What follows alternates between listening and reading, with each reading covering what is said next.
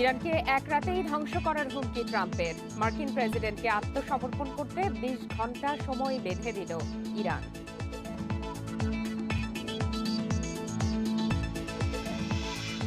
যুক্তরাষ্ট্রের ৪৫ দিনের যুদ্ধবিরতির প্রস্তাব প্রত্যাখ্যান করল ইরান। পাকিস্তানের কাছে পাল্টা ১০ দফা প্রস্তাব দিয়েছে তেহরান।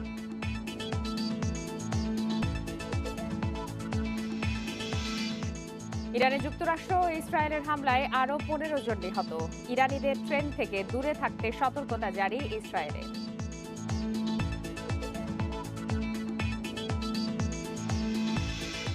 হরমুজ প্রণালীতে অচল অবস্থার জেরে বিশ্বজুড়ে তীব্র হচ্ছে হিলিয়াম সংকট। হুমকির মুখে চিকিৎসা প্রযুক্তি, মহাকাশ গবেষণা।